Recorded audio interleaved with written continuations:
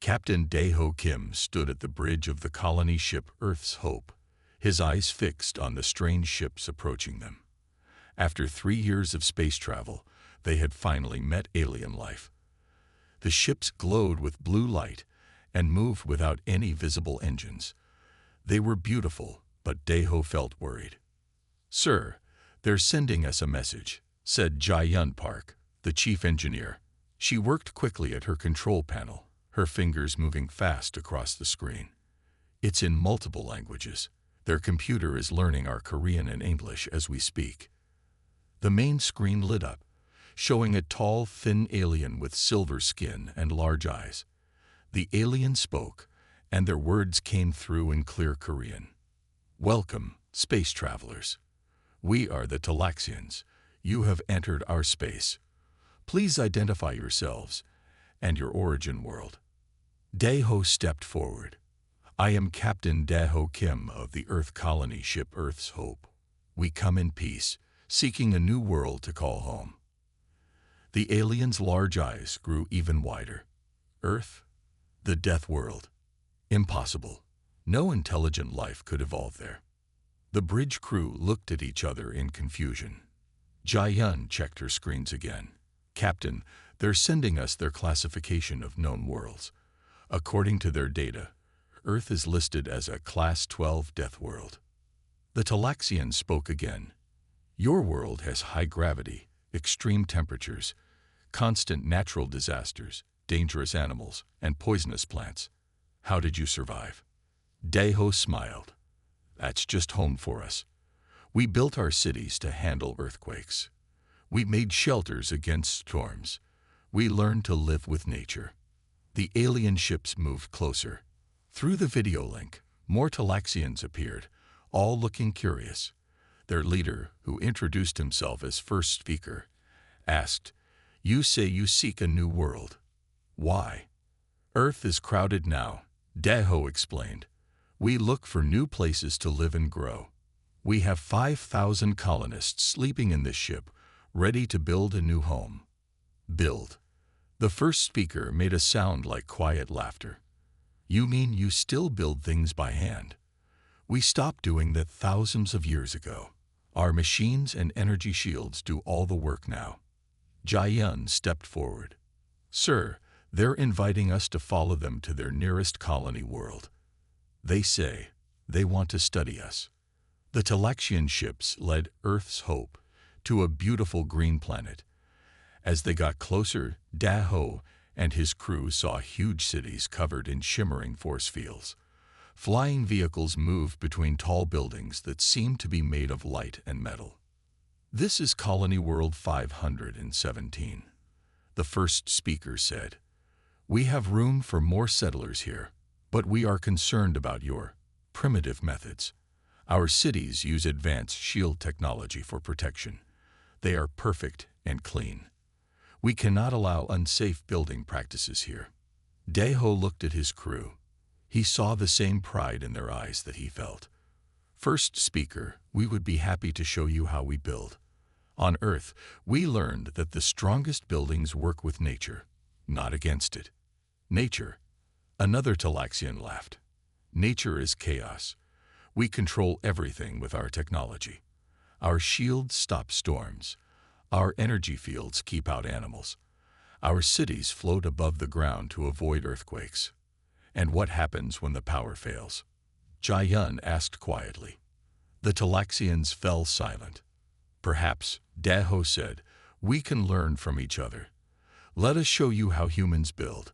You might find that there's strength in what you call primitive." The first speaker talked with other Talaxians for a long time. Finally, he turned back to the screen. "We accept. You may land near our newest city site. Show us these building methods of yours. But remember, on this world, we make the rules. Your structures must meet our safety standards." As Earth's Hope began its landing sequence, Daeho gathered his senior staff. "They think we're primitive," he said. "They believe technology solves everything. Let's show them what humans can do with our bare hands and our minds." Jae-yun grinned. Should we tell them that some of our oldest buildings on Earth have stood for thousands of years without any power at all? No, Daeho smiled. Let's show them instead. Jae-yun Park couldn't sleep. She stood at the window of the temporary living quarters the Talaxians had given them, watching their robots build another shining tower. The machines worked in perfect sync, creating walls of light and metal that rose into the sky. But something about it bothered her. In the morning, she walked into the colony ship's meeting room where Captain Daeho was talking with the senior staff. Her mind was made up. "Captain," she said, "I want to make the Talaxians a challenge." Everyone turned to look at her. Daeho nodded for her to continue. "They think their way is perfect. They laugh at how we build things. So let's have a contest. Us against them. We'll each build a fortress, and then we'll test them." Sang-Min Lee, the construction supervisor, sat up straight. "A contest? You mean build something just using our hands and basic tools?" "Yes," Jae-yun said. "They use their shields and robots. We use our hands and minds. Let's see which fortress stands stronger." Daeho thought for a moment. The Talaxians might not agree. They think our methods are dangerous. "Then that's even more reason to show them they're wrong," Jae-yun replied. She pulled out her tablet and showed them some drawings she had made during the night. "Look at these plans. We can build something amazing here." The captain studied the plans and smiled. "Call the Talaxians," he told his communications officer. "Let's make them an offer they can't refuse." An hour later, they met with the Talaxian leaders in their gleaming meeting hall. The first speaker sat on a floating chair, looking down at the humans with curiosity. "You want to build a fortress?" he asked. "Without machines, without energy shields. This is most unusual." "Yes," Jae-yun stepped forward. "Give us the same amount of land as one of your city sections. Let us build our way, while you build yours. Then we test them both." Another Talaxian, their chief architect, laughed. "Test them. Your stone and wood against our energy fields. This is not a fair contest." "If you're so sure you'll win," Sang-Min said, "then you have nothing to lose." The first speaker's large eyes blinked slowly. "And what do you want if you win?" "If our fortress proves stronger," Daeho said, "you let us build our colony our way. If your building is better, we'll use your methods." The Talaxians talked among themselves in their own language. The humans waited patiently. Finally, the first speaker turned back to them. "We accept your challenge. It will be interesting to show our people why we stopped building with primitive materials." He touched a panel on his chair, and a large map appeared in the air. "You may have this area for your fortress. It is the same size as our newest city section." Jae-yun looked at the map and tried not to smile. The Talaxians had given them perfect land for their plans. There were hills, a river, and lots of natural rock. They couldn't have chosen better if they'd picked it themselves. "How long do we have?" Sang-Min asked.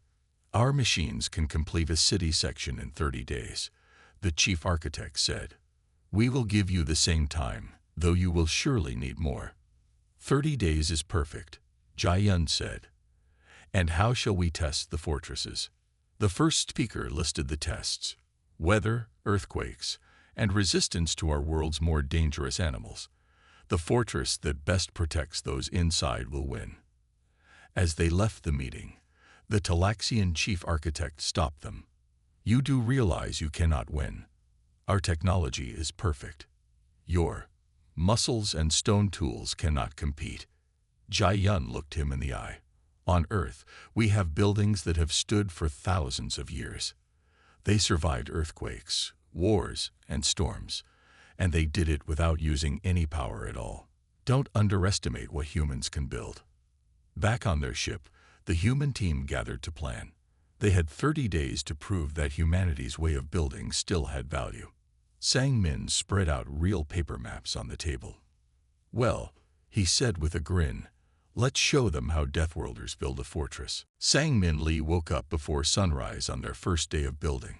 He stood on a hill, watching the morning light show the land they had to work with. Behind him, 300 volunteers from the colony ship were ready to begin. First rule of building on Earth, he said to the gathered workers, know your land. While the Talaxians watched from their floating platforms, the humans spread out across their building site. They didn't bring any machines.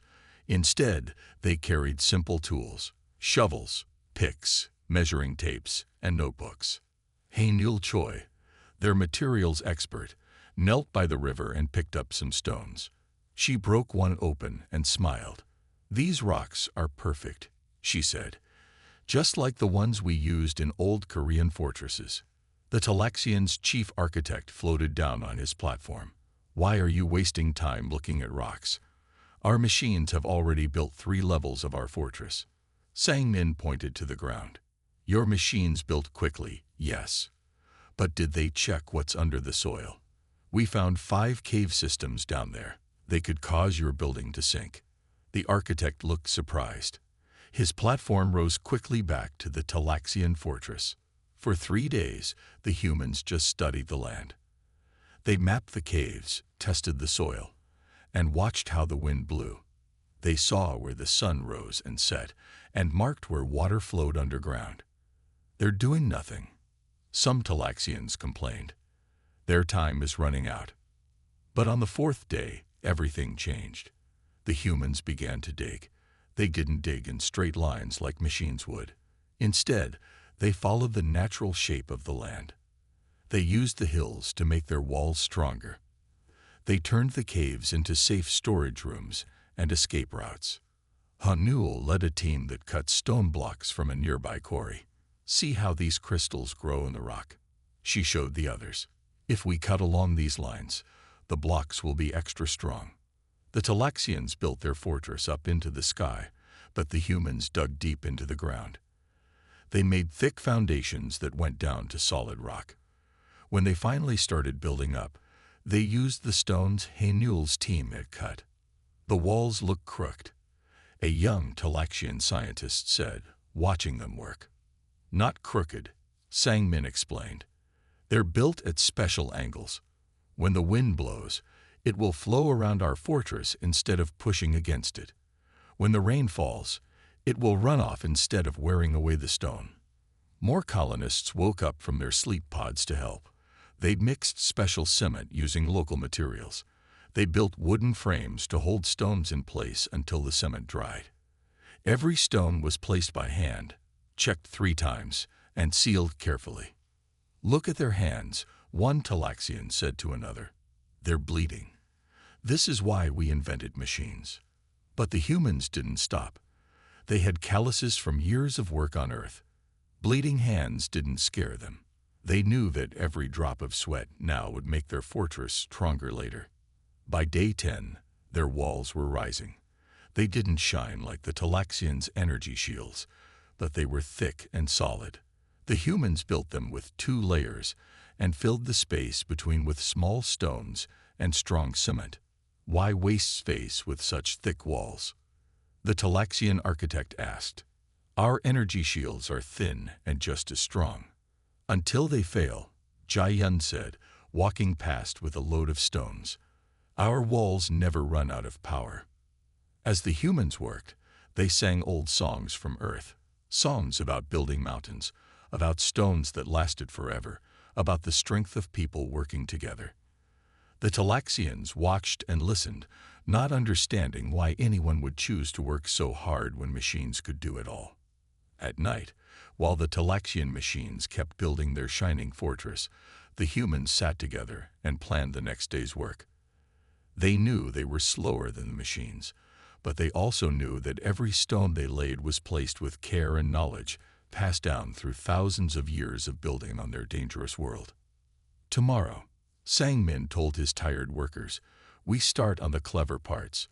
The Talaxians think we're just piling up rocks. Wait until they see what Deathworlders can really do. The Talaxian chief architect stood proudly on his floating platform, watching his machines build the most advanced fortress ever made on Colony World 517. Thousands of silver robots moved like a swift river, placing energy nodes and shield generators in perfect lines. Observe true progress. he said to his fellow Talaxians. No blood, no sweat, no primitive Stone Age methods. Below him, flying drones carried beams of pure energy, connecting them to create walls that glowed with blue light. Other machines dug shallow holes for the power cores, each one perfect and identical. The machines never got tired, never made mistakes, and never stopped working. Haenul Choi walked past the Talaxian construction site, carrying rock samples back to the human fortress. She stopped to watch the robots work. Impressive, she said to the chief architect.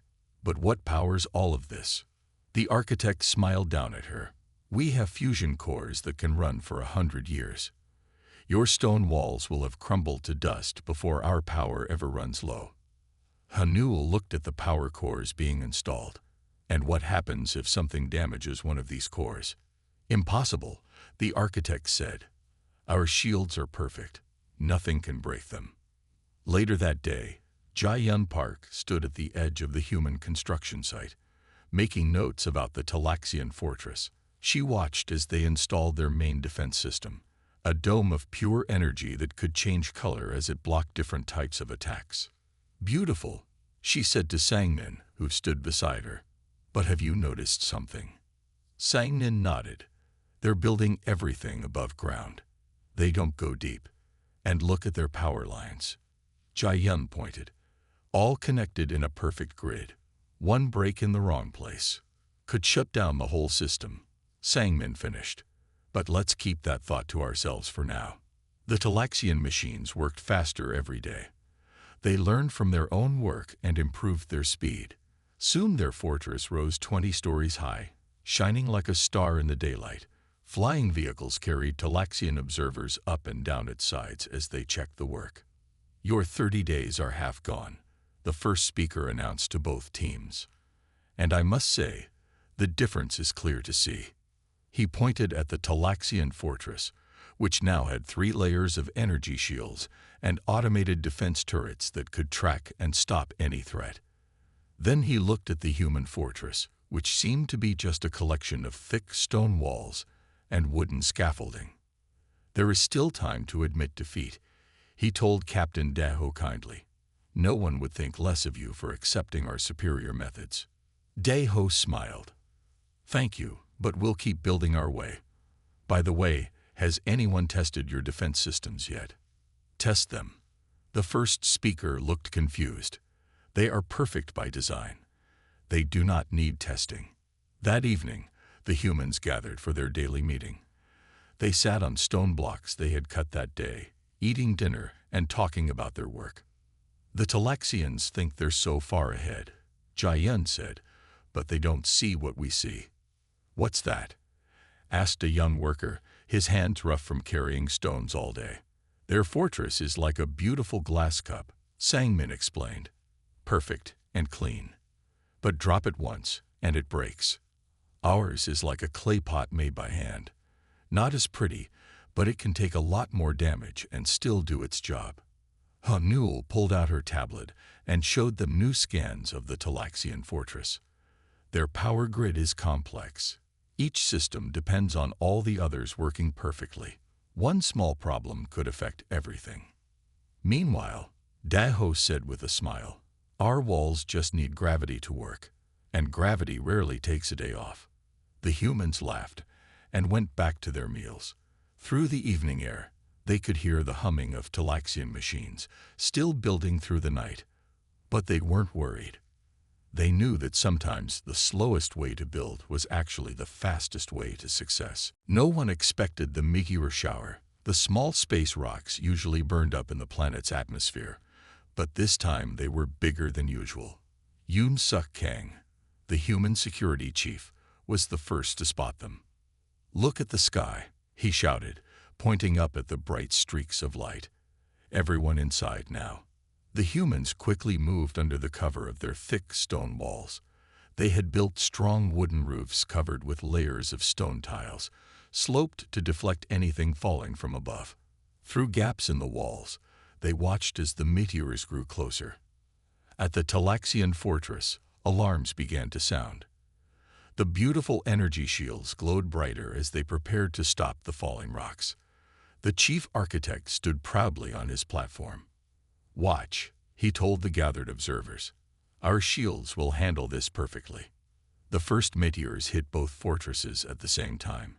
The Talaxian shields flashed with bright light as they stopped the rocks. But each hit made the shields flicker for a moment. The machines worked harder to keep the power flowing. At the human fortress, the meteors struck the sloped stone roofs with loud crashes. But instead of trying to stop the rocks completely, the angled roofs made them bounce off or slide away. The stones that did hit directly left small marks, but couldn't break through the thick walls. "Your walls are being damaged," the chief architect called out. "Our shields haven't let anything through at all." Yoon Suk walked out to look at the marks on their walls. "These aren't damage," he said. "These are just scratches. The walls are still just as strong." More meteors fell. The Talaxian shields kept flickering with each hit. Their machines had to pull more power from the cores to keep the shields working. The beautiful blue glow started to look uneven. "The power grid is straining," Jai-yun said quietly to Captain Daho as they watched. They didn't plan for something hitting all their shields at once. A particularly large meteor broke into pieces in the air. Dozens of rocks rained down on both fortresses at the same time. The humans heard the impacts on their roof but stayed safe under the layers of stone and wood. At the Talaxian fortress, the multiple hits caused problems. Power had to flow quickly from one shield to another, trying to stop all the rocks. Suddenly, one of the shield generators overheated and shut down. "Divert power from secondary systems," the chief architect ordered his machines. The fortress's beautiful lights dimmed as power went to the shields instead. Hanul walked out of the human fortress during a break in the meteor shower. She picked up some of the fallen space rocks and studied them. "Interesting," she said. "These are harder than normal meteors. No wonder they made it through the atmosphere." The first speaker's platform floated down next to her. "Your walls are marked and dented," he said. "Our shields have kept our fortress pristine." "True," Hanul replied. "But how much power have your shields used? Our walls haven't used any power at all. And they'll still be just as strong tomorrow." The meteor shower lasted for an hour. When it ended, both fortresses still stood. The Talaxian shields had stopped every meteor, but 3 of their power cores had shut down from working too hard. Their machines were busy making repairs. The human fortress looked slightly different now. The stone walls had new marks, and some roof tiles needed to be replaced. But as Sangmin pointed out, the scratches and dents had only pressed the stones closer together, making the walls even stronger. On Earth, he explained to the curious Talaxians who came to look, "We learned that trying to stay perfectly clean and untouched isn't always the best defense. Sometimes being able to take a few hits and keep standing is better than trying to stop every little thing." That evening, the Talaxian engineers worked late into the night, trying to figure out how to make their shields use less power. Meanwhile, the humans simply replaced a few broken roof tiles and went to sleep, ready for another day of building. Head architect Min Ji-baek was checking the foundation stones when she felt the first small shake. Growing up in earthquake country on Earth, she knew what it meant. She quickly pulled out her radio. "Everyone out of the underground levels," she called. "Earthquake coming." The Talaxians heard her warning and laughed. "Earthquakes don't worry us," their chief architect said from his platform. "Our fortress floats above the ground on gravity cushions. We won't even feel it." The ground shook harder. In the human fortress, workers calmly moved to their safety spots. They stood under strong wooden frames built between the thick walls. These frames could bend without breaking, just like the ones in old Japanese and Korean buildings. The Talaxian fortress hung in the air, its machines keeping it steady above the shaking ground. The chief architect smiled as he watched the humans take shelter. "See how advanced we are," he said to the first speaker. "While they hide, we stay perfectly still up here." Then the big shake came. The ground didn't just move up and down, it rolled like an ocean wave. The human fortress swayed with the movement. The stone walls were built with small gaps filled with flexible material, letting them move without breaking. The wooden frames bent but held strong. But the Talaxian fortress had problems. Its gravity cushions were made to move up and down, not side to side. As the ground rolled, the machines couldn't adjust fast enough. The whole fortress began to swing like a pendulum. Increase power to the stabilizers, the chief architect shouted. Warning lights flashed across his control panel as the machines tried to keep the fortress steady. Minji watched from a safe spot as cracks appeared in the ground. She had expected this. That's why they had built their foundation in sections, like blocks in a puzzle. When the ground moved, the blocks moved too, but they stayed together. The earthquake grew stronger. Inside the human fortress, things shook and dust fell from the ceiling, but the walls held firm. The wooden frames creaked but didn't break. Underground, their storage rooms stayed safe inside the reinforced cave systems. The Talaxian fortress was having more trouble. As it swung back and forth, its power cores shifted out of alignment. Some of the energy beams connecting different parts of the fortress started to flicker. The power grid is destabilizing, a Talaxian engineer reported. The cores can't sync properly while we're moving. Minji stepped out into the courtyard of the human fortress. Despite the shaking ground, she walked confidently. She had designed the courtyard with paths that had slight ridges on the sides, giving people something to hold onto during earthquakes. Your fortress is damaged, the chief architect called down to her, trying to sound calm as his platform swayed. Look at all the cracks. Minji pointed to the lines in their walls. Those aren't cracks, she explained. They're flex points. We built them on purpose. They let the fortress move without breaking. Look closer, not one real crack in our walls. The earthquake lasted for 10 minutes. When it finally stopped, both fortresses still stood, but they were very different. The human fortress looked almost exactly the same. The stones had shifted slightly and would need to be checked, but everything had worked as planned. Workers were already sweeping up fallen dust and checking the wooden frames. The Talaxian fortress was still floating, but it had problems. 2 power cores had shut down completely. The energy beams were unstable, creating gaps in the walls. The machines were working hard to make repairs. I don't understand, the first speaker said to Minji. Your buildings on Earth taught you how to do this. Minji nodded. For thousands of years, we learned from every earthquake. We discovered that fighting against nature doesn't work. It's better to work with it, to bend without breaking. That's why we left spaces for movement in our walls and used wooden frames that can flex. The Talaxians gathered around her, asking questions about the human building methods. For the first time, they didn't talk about primitive technology. Instead, they wanted to learn about the knowledge hidden in those carefully placed stones and wooden frames. The warning came at sunset. Large animals were moving toward both fortresses. The planet's most dangerous creatures had picked up the scent of food from the construction sites. Activate all defense shields, the Talaxian chief architect ordered. The fortress's energy barriers glowed brighter, creating a solid wall of light that no animal could pass through. At the human fortress, Yoon Suk Kang watched the approaching creatures through a narrow window. They looked like a mix between Earth's bears and tigers, but bigger. He counted at least 20 of them. They're hunting in packs, he said to the others, just like we expected. Instead of turning on energy shields, which they didn't have, the humans activated their own defenses.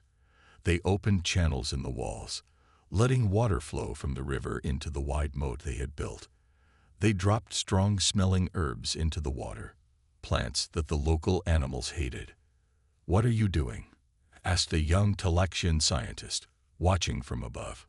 You can't stop them with water and plants. Watch and learn, Yoon Suk said with a smile. The first group of animals reached the Talaxian fortress. They crashed against the energy shields, trying to break through. The shields held strong, But each hit made the power cores work harder. The animals kept attacking, and the shields kept using more power. At the human fortress, the creatures approached more carefully. The moat's smelly water made them stay back. When one tried to jump over the water, it found the walls were built at an angle that made it slide back down. The stones were also spaced so the animals couldn't get their claws in to climb. "Your electric barriers are impressive," Newell said to the Talaxian architect, "but they use so much power. Our defenses work with nature instead of against it."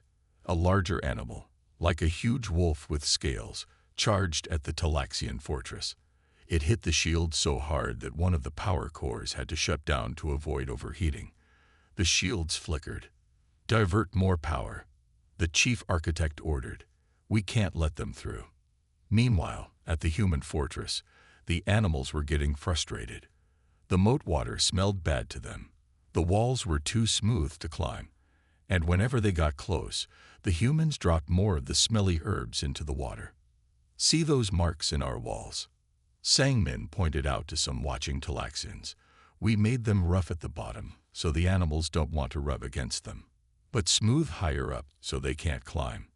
We study how they move and built to stop them naturally." The night grew darker. The animals kept testing both fortresses.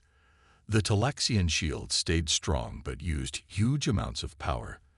Their machines worked constantly to keep the barriers up. At the human fortress, most of the animals had given up and left. The moat, the smooth walls, and the bad smells had convinced them this wasn't a good place to hunt. The few that stayed couldn't find any way in. "This is how we protected villages on Earth," Yoon Suk explained to the curious Talaxians. "We learned from watching animals.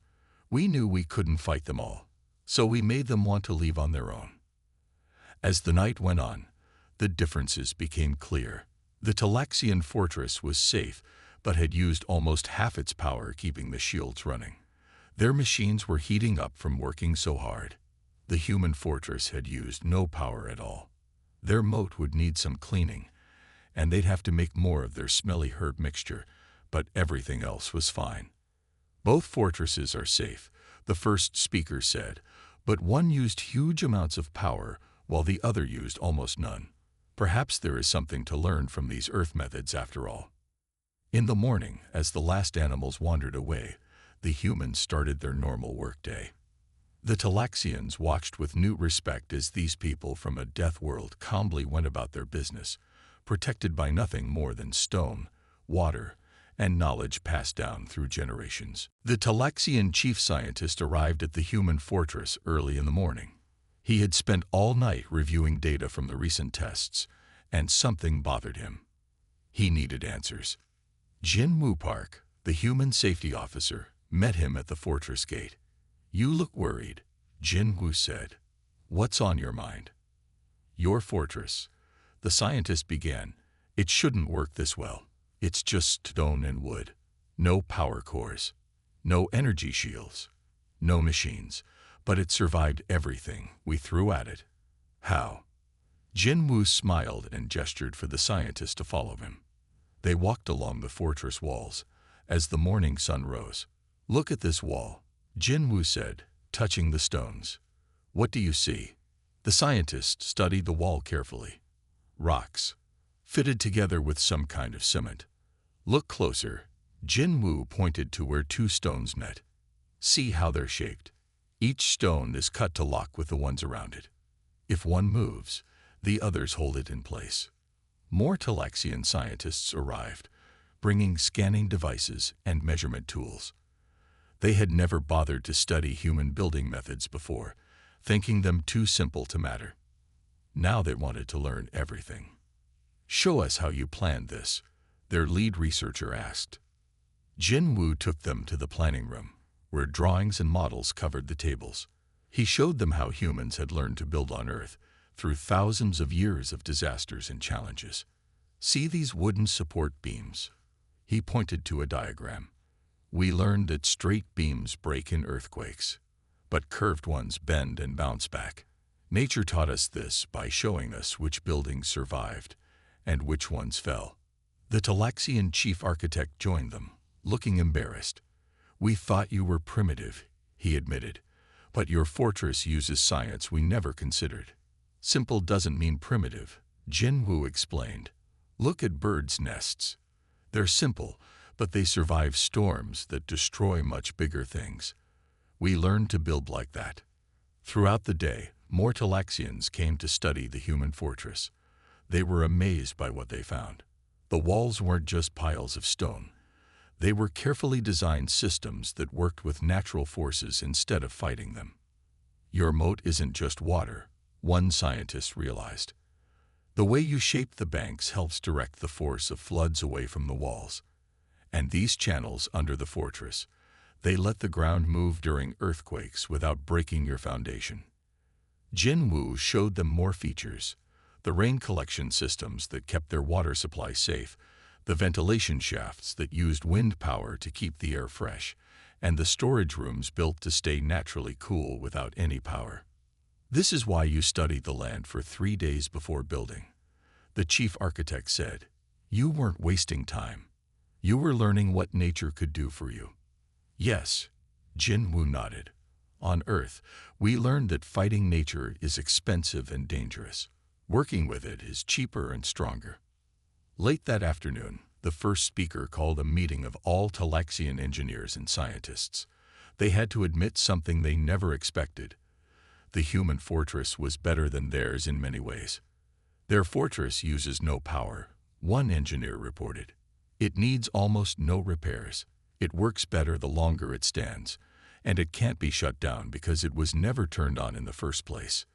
The first speaker looked out at both fortresses, the Talaxian one glowing with power, but constantly needing adjustments, and the human one standing silent and strong. "Perhaps," he said, "we forgot something important while creating our advanced technology. These humans remember what we forgot, that the simplest solution is often the best one."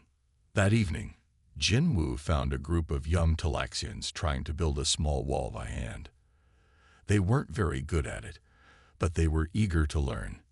He picked up some stones and began to teach them, just as his teachers had once taught him on Earth. Project Director Sujin Ryu stood before a large crowd of humans and Talaxians. The 30-day challenge had ended, but something unexpected had happened. Instead of choosing a winner, both sides wanted to work together. "Today," Sujin announced, "we start a new project. We will build a city that combines the best of both our worlds." The first speaker floated beside her on his platform. "The humans have taught us that advanced technology isn't always the best answer, and we can teach them how our technology can make their methods even better." Teams of humans and Talaxians were already working together, sharing ideas. Haynul showed the Talaxian engineers how to cut stones that would lock together naturally. The Talaxians showed her how their energy beams could cut the stones more precisely than any human tool.